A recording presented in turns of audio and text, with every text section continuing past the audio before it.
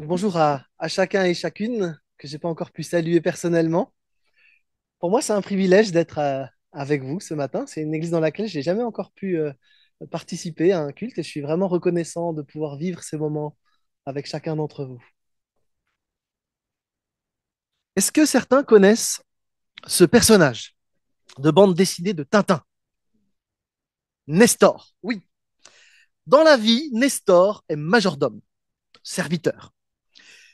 Allure très soignée, courtois, discret, patient. Nestor est imperturbable. Il écoute et sert son maître avec une fiabilité incroyable et il veille sur les intérêts de son employeur au château de Moulinsart et ailleurs. L'exemple de Nestor pourrait nous rejoindre parce que nous l'avons dit dans la première partie de culte, nous sommes à la fois les enfants du Père céleste, mais nous sommes aussi les serviteurs du Seigneur. Jésus-Christ est Seigneur. Si nous le disons, nous le croyons, cela fait de nous des serviteurs nécessairement. Serviteurs. C'est un terme qui, on préfère enfant quand même. Mais nous le sommes aussi serviteurs, à bien des égards. En réalité, tout chrétien, parce qu'il a été racheté par Christ, est à la fois enfant de Dieu et serviteur du Seigneur. Nous sommes serviteurs de Dieu quand nous sommes, comme maintenant, rassemblés en Église, que nous sommes là, les uns et les autres, pour servir collectivement notre Seigneur dans l'adoration, dans la prière, dans la louange, dans aussi tout ce que nous vivons en Église rassemblée. Et nous sommes aussi serviteurs demain matin, 8 heures, quand nous allons être les uns et les autres dispersés. Nous sommes toujours Église. On n'est pas juste Église quand on rentre dans le bâtiment, nous sommes Église tous les jours. Et demain matin, 8 heures, eh bien, l'Église va être répartie dans plein de domaines où les uns et les autres sont placés par le Seigneur, que ce soit dans le milieu professionnel, dans nos voisinages, dans nos maisons, dans les lieux simplement où nous allons être les uns et les autres. Un peu comme Nestor, il est au service du maître à Moulinsart, mais aussi en voyage, aussi à tous les endroits où il va. La question n'est pas de savoir si nous sommes ou pas serviteurs. La question, c'est de savoir comment nous vivons notre rôle de serviteur du Seigneur. Alors, pour nous faire réfléchir à cette question, j'aurais pu prendre plein d'exemples bibliques. J'ai choisi un serviteur très étonnant. Un serviteur qui est problématique quand même à certains égards. Un serviteur franchement atypique dont l'histoire est relatée dans un texte que nous croyons connaître. Mais il est possible que ce matin, vous soyez un petit peu bousculé. Je vous préviens. Comme ça, vous n'êtes pas surpris et vous prendrez les cailloux plus tard. Mais il me semble que ça vaut la peine de regarder un petit peu ce personnage. Et ce matin, on va survoler son histoire. Ma prière, c'est que ça vous donne envie, tout au long de la semaine, de reprendre le livre de Jonas et de le lire dans votre méditation quotidienne. Alors, regardons de plus près. Je prends les 3 premiers versets du livre. Et la parole de l'Éternel vint à Jonas, fils d'Amitai, disant, lève-toi, va à Ninive, la grande ville, et crie contre elle, car leur méchanceté est montée devant moi. Jonas se leva pour partir à Tarsis. Tout le livre commence par la parole que Dieu adresse à ce serviteur. Un appel personnel, ciblé. Jonas, il a un appel spécifique. De la même manière, nous avons un appel spécifique. Nous, on n'est pas appelés à aller à Ninive en tant que prophète. Nous sommes placés les uns et les autres à différents endroits. Nous avons un appel spécifique. Et c'est pas un autre que Jonas qui va devoir faire ce que le Seigneur lui demande à lui. Par son appel, le Seigneur va réorienter la vie de cet homme qui va devoir entrer dans ce que Dieu a prévu pour lui.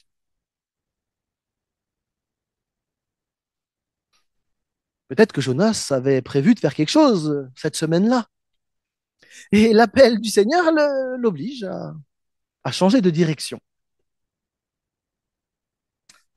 Jonas se lève donc. Je l'ai lu. Il obéit en partie seulement. En partie seulement parce que décide d'aller là où il a envie d'aller, pas là où Dieu l'envoie. Alors c'est vrai que l'endroit où il est envoyé, honnêtement, c'est pas simple. Ninive, ça vous parle peut-être pas, ça paraît une ville juste comme une autre, mais Ninive, c'était la capitale de l'Assyrie, le peuple le plus cruel de toute l'Antiquité.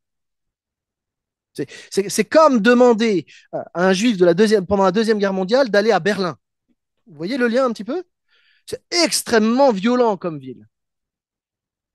Alors, Jonas ne fuit pas par peur. On va voir, à la fin, il dira pourquoi il fuit. Mais du coup, il va fuir, lui, à Tarsis. C'est pas tout à fait la même direction, hein. Il y a une petite différence. Tarsis, c'est le bout du monde connu à l'époque. Bon, on n'a pas Christophe Colomb, tout ça, hein, donc on est au bout du bout du bout du bout de ce qu'on connaît.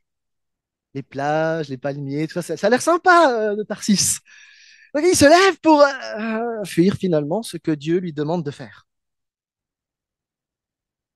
Alors même si Jonas a un appel spécifique et que nous ne sommes pas prophètes, fuir notre mission pourrait être une tentation qui nous rejoint les uns et les autres.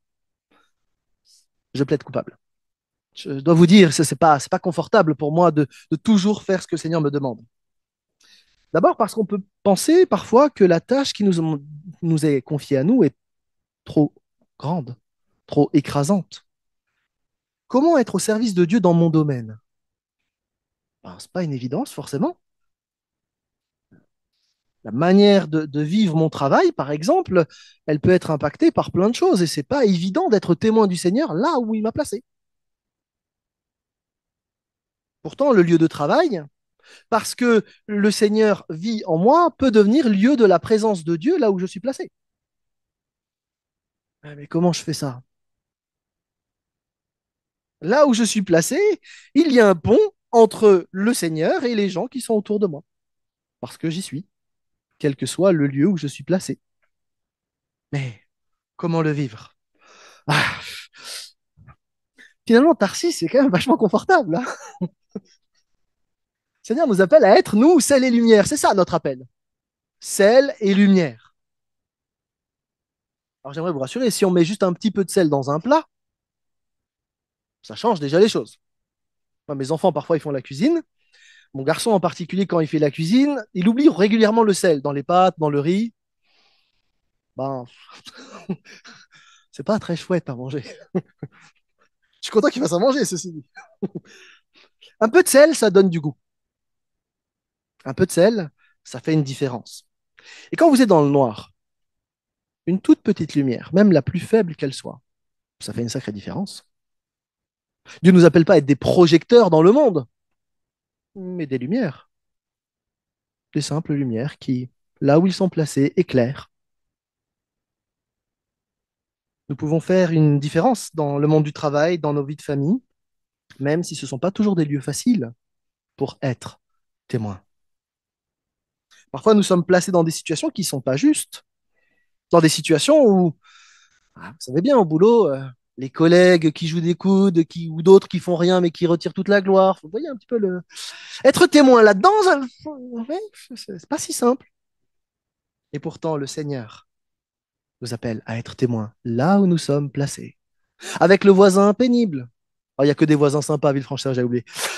Mais, ah, il y en a peut-être un. Pas de chance, il est pas loin de chez vous. Parfois, on a la tentation aussi de faire notre projet plutôt que celui de Dieu, de se réaliser par notre activité, par ce que l'on veut mettre en place, plutôt que par ce que le Seigneur voudrait. En fait, bien des pièges pourraient nous détourner de ce que le Seigneur nous demande de faire. Et nous avons un appel spécifique. Notre vie entière et ouais, tout ce que l'on peut vivre dans chacun des domaines de notre vie, nous sommes appelés à le vivre à la lumière de Jésus-Christ est Seigneur. Et Dieu d'ailleurs nous appelle pas tellement à la performance, mais plutôt à la fidélité, à être fidèles là où nous sommes, avec nos fragilités. Il nous appelle à le suivre, à vivre pour lui chaque jour, pas à pas, pas forcément sous euh, le feu des projecteurs évangéliques, mais dans la fidélité de ce qui m'est demandé de vivre ici et là. Le Seigneur nous appelle à nous mettre à son écoute pour qu'il puisse aussi nous orienter d'une manière ou d'une autre dans notre quotidien. Et parfois, le Seigneur nous emmènera vers des choses que nous n'avions pas prévues en début de journée. Jonas, lui, donc, il fuit. Il ne veut pas obéir. Dieu lui a dit, va à l'est, il va à l'ouest. Il essaye donc de fuir l'Éternel. C'est un projet un peu étrange quand même. Fuir loin de la présence de Dieu. Ça vous choque pas? C'est quand même un prophète. Normalement, il est censé connaître des trucs sur Dieu. Il y a un truc basique sur Dieu. Il est partout. On peut pas fuir loin de la présence de Dieu. Enfin, vous voulez faire ça comment? Si je vais par là, il est là. Si je vais par là, il est là. Je vais au boulot, il est là. Je vais à la maison, il est là. Partout où je vais, il est là. Notre prophète, par 2 fois dit le texte, il cherche à fuir loin de la présence de l'Éternel. On a juste envie de dire, Jonas, tu veux, il y a un problème? C'est étrange. C'est un projet complètement irréaliste et en plus, Jonas paye le prix fort. Parfois, on pense qu'il a juste payé sa place dans le bateau. En fait, les théologiens ont montré qu'il a même carrément loué le bateau et tout l'équipage. En fait, il a mis toute sa fortune dans ce projet irréaliste de fuir loin de la présence de Dieu. Étonnant. Alors, on pourrait essayer de faire des liens avec nous tout de suite, mais avant de faire des liens avec nous, il faut réaliser que Jonas, c'est un type d'Israël, c'est-à-dire qu'il représente Israël. Tel prophète, tel peuple.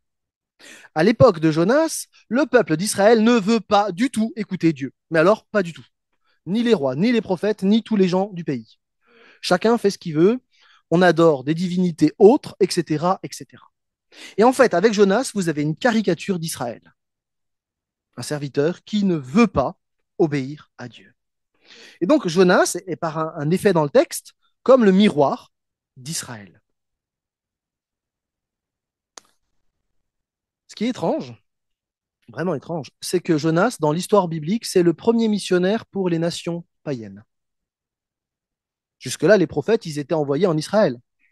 Et lui, c'est le premier à qui il lui est demandé d'aller ailleurs. Et d'ailleurs, vous pouvez juste, je fais la parenthèse, c'est le prof de théologie, il s'amuse un peu. Dans le Nouveau Testament, vous avez Pierre qui va embarquer, enfin qui va être dans le port de Jopé, le même port que là embarque Jonas, et c'est là où il va recevoir sa vision pour les nations païennes. C'est fait exprès pour qu'il y ait un lien. Hein, les auteurs bibliques n'ont pas de papier à perdre. S'ils écrivent il alla à Jopé ou que Pierre était à Jopé, c'est pour qu'on fasse les liens. Je ferme la parenthèse, mais je trouve ça intéressant. Du coup, Jonas refuse cet appel à être témoin pour d'autres.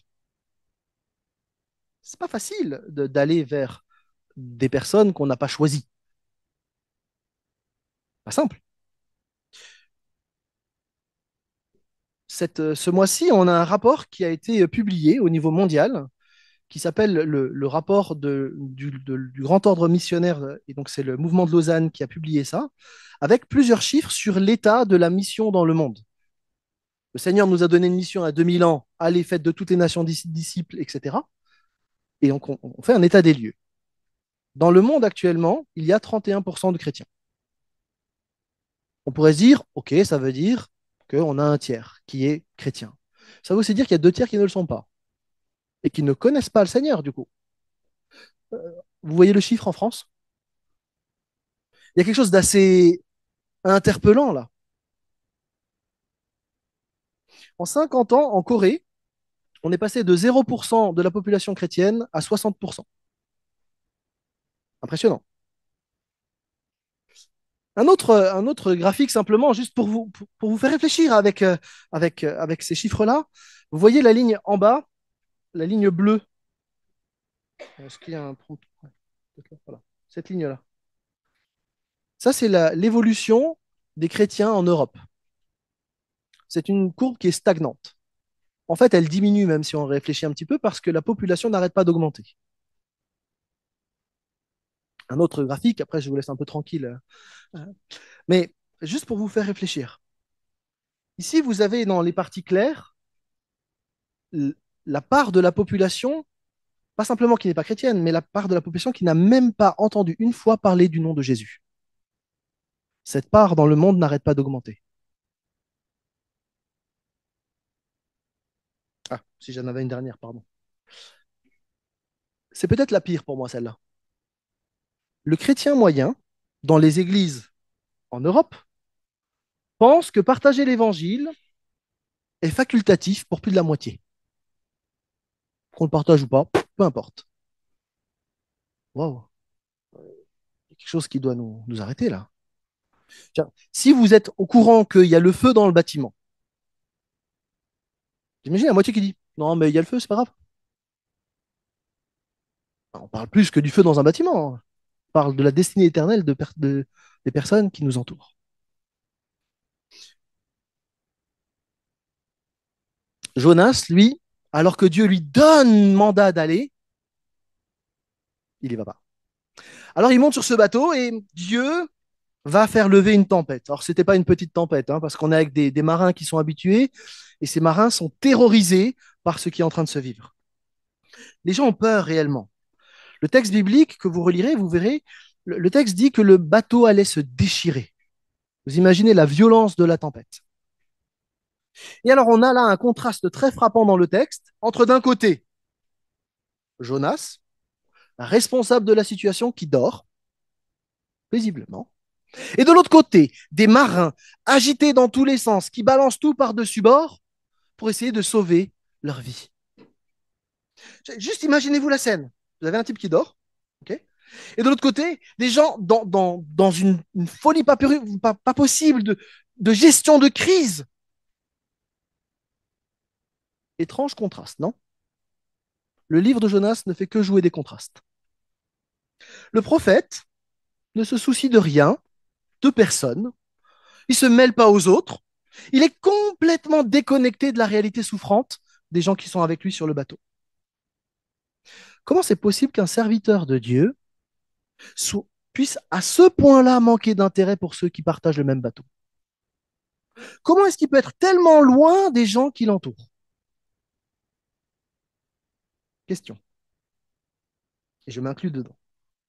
Est-ce que nous vivons dans les cales de nos intérêts personnels ou est-ce que nous sommes sur le pont de ce monde avec les gens qui souffrent sur ce monde? On a là des marins qui crient à leur Dieu. Ils ont recours à tout ce qu'ils ont de superstition, de croyances. Ils cherchent sincèrement et désespérément à s'en sortir, mais toutes ces idoles qui n'ont pas soulevé la mer, elles ne vont pas pouvoir la calmer. C'est Dieu qui l'a suscité, cette tempête. Et le seul qui a la réponse, qui sait ce qu'il faudrait faire, il dort. En fait, sa désobéissance, son inaction, fait peser un risque énorme sur les autres. En fait, ça va même plus loin si on y réfléchit. Parce que ceux qui sont à bord avec Jonas, ils pourraient être mêlés au châtiment de son péché à lui. Ça donne à réfléchir. Est-ce que notre péché, parfois, pourrait être aussi cause de naufrage pour d'autres? Il y a parfois des situations où nous pouvons être occasion de chute, parfois par négligence, parfois de manière active, hein. Mais l'attitude orgueilleuse et indifférente de Jonas doit nous servir d'avertissement. Nous avons besoin que Dieu nous façonne encore, qu'il nous reprenne, qu'il nous interpelle sur notre manière d'être, notre manière de vivre. Pour moi, le premier. Mais parce que nous sommes au service du Seigneur, il y a des choses à remettre en perspective dans nos vies. Et on peut s'arrêter un instant sur cette question parce qu'il y a un autre personnage biblique qui a connu une tempête. Je ne vais pas lire le texte, mais dans Acte 27, vous avez Paul qui est sur un bateau avec une grande tempête. Et à ce moment-là, dans cette grande tempête, Paul va être source de bénédiction pour tout l'équipage.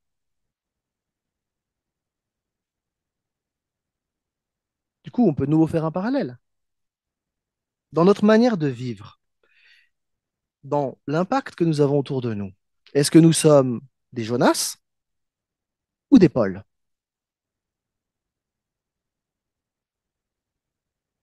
Le prophète, dans notre texte, va être réveillé, comble de l'horreur pour un prophète juif, par un marchand païen. Il faut noter l'ironie de la situation. Moi, grand prophète, hein, je me suis levé. Hein. Il va être réveillé par un païen parce qu'il n'est pas en train de faire sa mission. Mais au lieu de prier avec les gens, au lieu de se repentir, notre prophète prend pas ses responsabilités. Euh, les gens sont complètement actifs, lui il dormait, et puis après il est complètement inactif comme ça. À tel point qu'il va dire jetez-moi à la mer. Genre, le gars il peut pas juste sauter dans l'eau. Non, non, jetez-moi à la mer. On est dans l'inaction la plus totale. Tu vois, vous pouvez pas faire plus. Il y a une tempête terrible. Vraiment, jusqu'au bout, il fait rien. En même temps, il annonce que par sa mort, les marins auront la vie. C'est Jonas qui doit être jeté, pas un autre. C'est Jonas qui doit être sacrifié. Aucun passager ne peut le remplacer. Et donc, un juif va mourir pour des non-juifs. Vous me voyez venir avec mes gros sabots? En fait, on a un autre parallèle qui est exigé par le texte biblique, puisqu'en Matthieu 12, Jésus dira que Jonas était un signe de qui il était. Et donc, il faut faire le lien entre les deux. Jésus, comme Jonas, s'offre spontanément. Les deux sont mis à mort. Alors, Jonas de manière figurative, hein. Tous les deux vont être tués par des païens et leur disparition sauve des païens. Bon, ceci dit, il y a une belle différence quand même. Parce que avec Jésus, il y a plus que Jonas. Jésus meurt et il sauve réellement. Il le fait par amour, lui. Jonas, il le fait contre son gré. Jésus est le seul et vrai sauveur. Mais Jonas, quelque part, est une préfiguration de Christ tout en étant un modèle absolument inverse de Christ. Notre Seigneur Jésus-Christ a obéi en tout point par amour pour chacun d'entre nous. On l'a rappelé lors de la scène. Et du coup, Jésus nous montre aussi quel chemin emprunter pour le service, là où nous sommes placés les uns les autres. Jésus a obéi en tout point parce qu'il a écouté le Père. Et il a obéi dans tout ce que le Père lui avait demandé de faire, alors que ce n'était pas évident. JD nous l'a rappelé. Dans le jardin de Gethsemane, Seigneur, honnêtement, Père, éloigne de moi cette coupe. Mais pas ma volonté, mais la tienne. Moi, je ne sais pas vous dire ce que ça veut dire d'être entrepreneur chrétien, pharmacien chrétien, chauffeur de bus chrétien, médecin, expert qualité, manager, magasinier, prof des écoles chrétiennes. Je ne sais pas vous dire. Mais dans nos différents contextes, le Seigneur nous appelle à être à son service. Et pour être à son service, il y a un moment où il faut s'arrêter et tendre l'oreille. Seigneur, qu'est-ce que tu attends de moi durant cette semaine? On continue notre survol? De toute façon, j'ai pas d'autre menu, hein, donc. On est au fond de la mer et Jonas, qui a entendu, hop, qui a entendu la voix de Dieu, va s'entêter. Jeté à l'eau, il coule. La tempête se calme instantanément. Ça montre la puissance de Dieu, hein, malgré l'inaction totale du prophète. Et alors que Jonas ne voulait pas que le Seigneur sauve des païens, eh ben, à cause de la tempête, eh bien, on a des gens, des païens, qui se sont tournés vers le Seigneur. Dit autrement, cette conversion est la conséquence imprévue de la parole d'un prophète qui fuit la mission divine qui lui a été confiée, de peur que des non-israélites échappent à la colère de Dieu et se repentent. Dieu peut faire au-delà de notre inaction. Ça, c'est plutôt rassurant. Parce que sinon, on aurait la pression sur nos épaules. Mais Dieu aimerait que l'on soit participant à son œuvre. Jonas devait mourir, mais Dieu le sauve. Je ne suis pas sûr. Alors, il a de la chance, je ne suis pas Dieu, tant mieux. Mais avec un prophète aussi désobéissant, j'avoue que l'idée de laisser le prophète dans les profondeurs de l'océan m'aurait traversé l'esprit. Mais Dieu est un Dieu riche en amour, riche en bonté, qui pardonne, qui restaure, qui relève. Alors il envoie un grand poisson. Alors, ça peut être n'importe quel. Il y a différents poissons qui ont été étudiés. Je ne rentre pas dans le détail, c'est pas le plus intéressant. Mais sachez que ça pourrait être en fait une baleine, certains types de baleines. Ça pourrait être un orque épaulard, ça pourrait être un cachalot ou un requin. La plupart des théologiens penchent vers ça aujourd'hui. Après toute une étude détaillée sur les possibilités de poissons qui fait 40 pages, Daniel Arnold conclut: l'identité du poisson demeure incertaine, mais plus d'une espèce existante aurait pu être utilisée par Dieu pour sauver Jonas. En tout cas, à ce moment-là, sauvé, Jonas fait une prière. Une prière qui a été beaucoup commentée, mais qui est très étrange, cette prière. D'abord, on trouve dans la prière deux mentions du temple. Étrange. Vous avez un type au fond de l'eau, dans un poisson, fait une prière de 15 lignes et il dit deux fois le mot temple. Quel est le problème? C'est quoi le truc? Est-ce qu'il pense maintenant à retourner au temple à Jérusalem? Est-ce qu'il désire la présence de Dieu? Est-ce qu'il fait du temple une sorte de talisman pour être sauvé? Les théologiens ne sont pas d'accord. Autre chose, c'est que quand on lit la prière, même s'il offre sa reconnaissance, la personne à l'honneur, c'est pas Dieu, c'est Jonas tout au long de la prière. Dans vos Bibles en français, mais même en hébreu, particulièrement en hébreu, où le texte a été écrit, on voit l'insistance sur le moi-je, moi-je, moi-je. En fait, tout au long de la prière, c'est Jonas qui est glorifié. À chaque verset, c'est lui qui fait plein de choses. Dieu fait que répondre à ses demandes. C'est très étonnant parce qu'au chapitre précédent, on avait un Jonas qui faisait pas grand-chose pour le coup. Donc là, il y a quelque chose qu'il faut noter. Jonas joue donc, pour ainsi dire, un rôle plus important que Dieu dans sa délivrance. Même si le narrateur a déjà montré que c'est Dieu et lui seul qui sauve Jonas de la noyade. On a donc un effet dans le texte avec un prophète qui se gargarise au lieu de réellement prier Dieu. D'ailleurs, dans le texte, aucune mention de son péché, aucune mention de sa désobéissance, aucune mention de sa rébellion. Pas un seul mot va dans le sens d'une prise de conscience de sa faute. Rien. Jonas semble pas se souvenir qu'au départ, il est parti du mauvais côté. On peut d'ailleurs noter qu'il offre un sacrifice de reconnaissance, mais pas un sacrifice de repentance. En Israël, on fait bien la différence. C'est pas le même type de sacrifice. Sa prière présente même Dieu comme étant un Dieu injuste. C'est toi qui m'avais jeté dans l'abîme.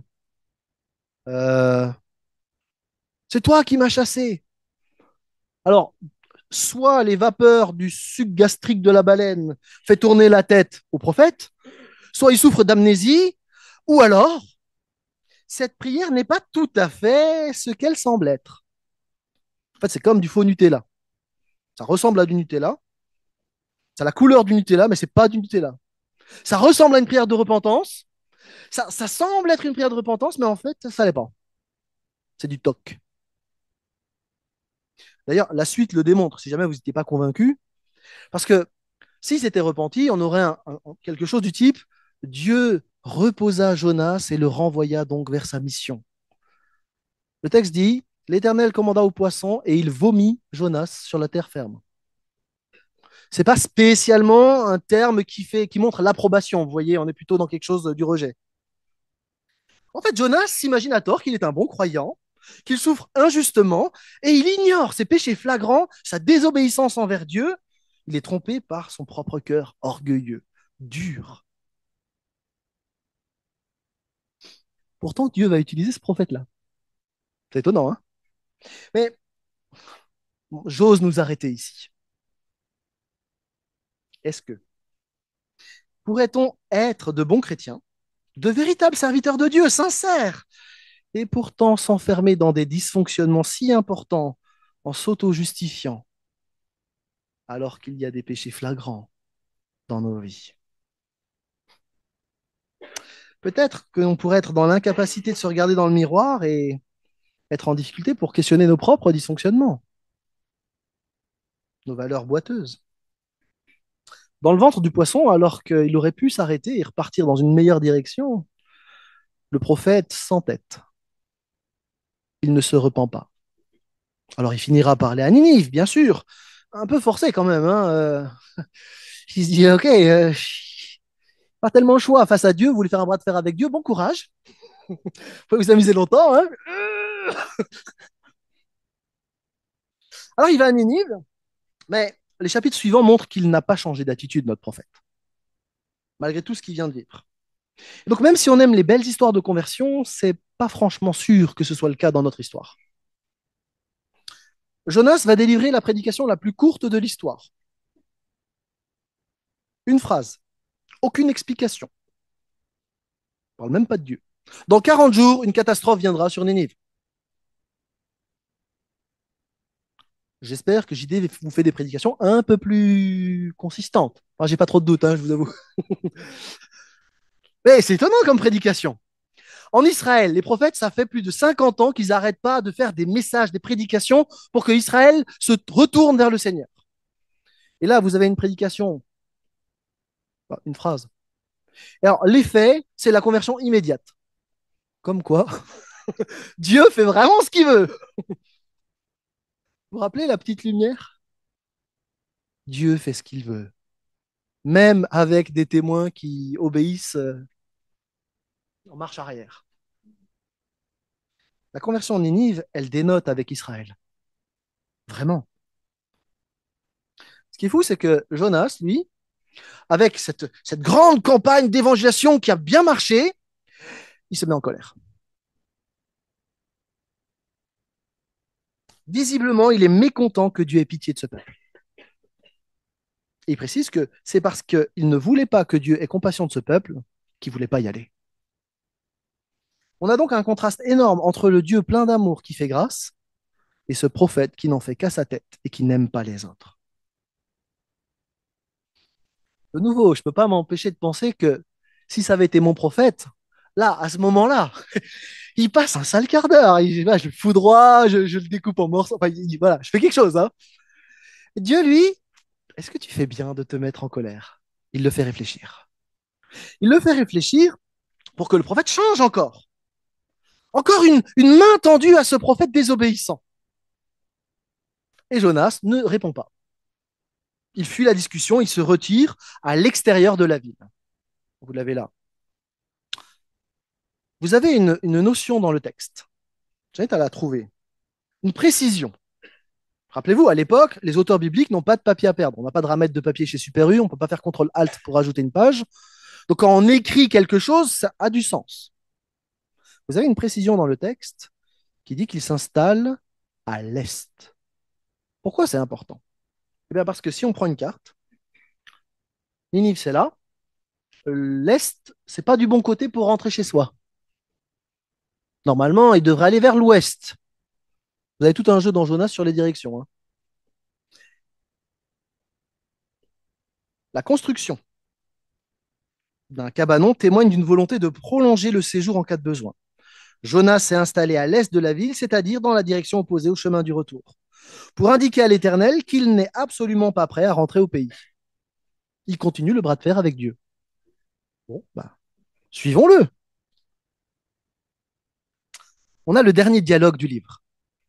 Et Dieu va faire une leçon d'objet à Jonas au moyen de la parabole du ricin. Si le prophète s'oppose toujours à Dieu, le Seigneur ne laisse pas tomber le prophète. Il construit donc ce cabanon, enfin, il fait pousser ce ricin. Mais on a un changement important qu'on ne voit pas forcément. Vous le relirez, vous le verrez mieux. C'est que ici, c'est plus simplement l'Éternel dont il est question. L'Éternel, c'est le mot Yahvé, le Dieu qui fait alliance avec Israël. Cette fois-ci, il ne s'appelle plus l'Éternel, mais l'Éternel Dieu, Elohim. Or, ce mot Elohim, c'est le mot que les païens utilisent. On a donc un glissement qui s'opère dans le texte. Je dirais qu'un théologien sera plus simple. Le parcours du 4e chapitre mène Jonas au fil d'une communication qui s'étiole, d'une relation à Yahvé à une relation à Dieu, Dieu vague. Jonas rompt le dialogue alors progressivement, Yahvé Dieu se dépersonnalise en le Dieu, puis en Dieu. Alors après avoir fait pousser la plante, Dieu va intervenir pour bousculer un peu Jonas, pour l'obliger à réfléchir à nouveau. Le ricin dessèche. On a même l'impression que Dieu met une petite loupe au-dessus de la tête de Jonas pour que le soleil tape bien fort sur la tête de Jonas, pour qu'il réfléchisse bien. Et Jonas demande de mourir une deuxième fois. Toujours pas de repentance. Et là, vous noterez que c'est plus une prière, c'est une parole indirecte. Comme pour montrer que le fossé entre ce prophète et Dieu n'arrête pas de s'augmenter. Alors Dieu repose la question la même au verset 4. Et cette fois, le prophète répond avec impertinence. C'est presque un blasphème. Le prophète est irrité jusqu'à la mort contre Dieu. alors que Dieu n'arrête pas de tendre sa main pour le sauver, pour lui permettre de réaliser qui est ce Dieu plein d'amour pour lui. Le prophète s'entête encore et encore. Si on fait un peu d'analyse narrative, ça s'appelle comme ça, si vous regardez un peu les personnages, sur le plan géographique, il n'y a plus personne qui bouge. Jonas, il est dans son cabanon, voilà, il est fixé. Plus de voyage à l'est, à l'ouest. Jonas a construit son truc ici à Grippe. Il n'a aucune envie de quitter ce lieu-là, malgré les conditions climatiques extrêmes. Et Jonas, il n'est pas simplement figé géographiquement, il est figé moralement. Il a pris racine, il s'entête, il s'enfonce de plus en plus dans son irritation contre l'Éternel. Et de nouveau, on peut faire un rapide parallèle entre, d'un côté, Jonas, qui va vers la mort, et les Ninivites qui sont remplis de joie, remplis de vie, parce qu'ils ont saisi la main de Dieu. Vous voyez la nuance? Très importante. Son manque d'amour à Jonas le fige. Le prophète est une caricature d'Israël qui, dans les 10 années qui suivent, va être déporté en Assyrie. Ce peuple s'est entêté. Jonas en est la caricature. Heureusement, le dernier mot du livre est à Dieu. Dieu se présente comme le Dieu du salut. Le prophète semble tout savoir mieux que Dieu, mais Dieu lui montre son incohérence. Parce que les Ninivites, ils ont saisi la main de Dieu alors qu'ils ne le connaissaient pas du tout. Et Jonas ne voulait pas qu'il puisse être aimé de ce Dieu-là. Alors Dieu lui dit, mais si je, si je ne dois juger Ninive en fonction de leur faute, avec le peu qu'ils savent,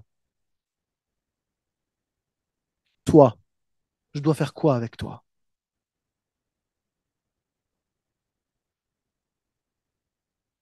De bout en bout, ce prophète qui a une bonne théologie pourtant, hein, qui sait plein de choses, manque totalement d'amour. Totalement. C'est un serviteur inconséquent qui ne se laisse pas interpeller. Et évidemment, en lisant Jonas, on est obligé d'arriver à cette question. Parce que Christ nous a aimés au point de donner sa vie pour nous. Et la question qui nous pose en écho avec ce texte. Et toi, tu ne voudrais pas aimer, même ceux que tu rejettes pour de si bonnes raisons?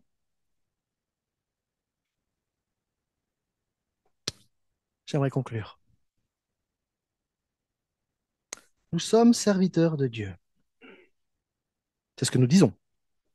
Mais sommes-nous des serviteurs comme Jésus-Christ, comme Paul, ou des serviteurs comme Jonas, finalement, qui manquons d'amour?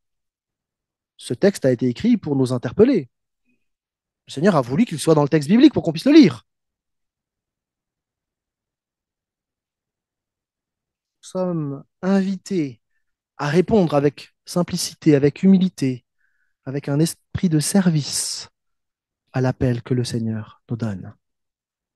Là où nous sommes placés, chacun personnellement, dans les différents endroits qui composent nos vies. Il y a 2 semaines, j'étais à Séoul pour un grand rassemblement pour l'évangélisation du monde et j'ai rencontré André, pasteur malien, et il me racontait la manière dont lui et les chrétiens de son église doivent vivre chaque jour sous la pression de Boko Haram. Les gens qui vont au culte risquent littéralement leur vie et plusieurs la perdent en venant au culte. Pourtant, ces chrétiens continuent de servir Dieu au quotidien. Et chaque semaine, ce sont des dizaines et des dizaines de personnes qui se tournent vers le Seigneur. J'ai rencontré aussi Annie du Gabon. Annie, elle a été à un moment donné déplacée dans une autre ethnie, pas très loin de, enfin, ouais, à une centaine de kilomètres. Pour nous, c'est pas très loin, mais dans sa situation, c'est très loin. Et son fils, en fait, est tombé gravement malade. Elle a donc dû aller au dispensaire, mais elle a dû rester pendant un mois à cet endroit. C'est l'église d'à côté qui ne connaissait pas Annie, qui a pris soin d'Annie chaque jour et de son fils. Ils l'ont logée, ils l'ont nourrie, ils ont pris soin d'elle pour veiller qu'elle ne manquait de rien. Au bout de 3 semaines, le médecin qui suivait Annie et son fils, qui n'était pas du tout chrétien, marqué par l'amour de cette communauté, a dit, moi, je veux faire partie de cette communauté-là. Et des infirmières et d'autres ont suivi. Aujourd'hui, cette église, la plupart des gens qui travaillent dans le dispensaire sont membres de l'église. Un dernier exemple. Toujours dans cet endroit, je mangeais à table avec un ami Et j'avais à ma droite une Ukrainienne et à ma gauche un Russe. Vous sentez le malaise? L'Ukrainienne, Olga, nous raconte que son père est enfermé en prison en Russie. Elle nous dit sa difficulté, sa souffrance.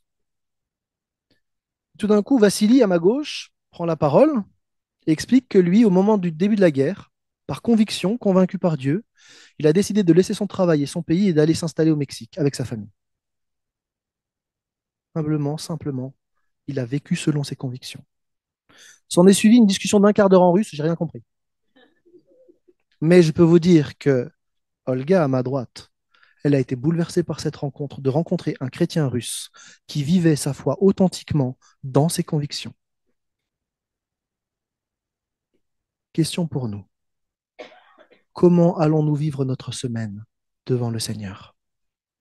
Dans la simplicité, dans l'humilité, dans l'intégrité que le Seigneur nous appelle à vivre. Je prie pour ça. Avant de prier, pardon, avant de prier, j'aimerais vous laisser chacun, chacune, peut-être une bonne minute, simplement pour peut-être réfléchir à une de ces questions qui est posée, et de réfléchir pour vous-même et de prier en ce sens-là.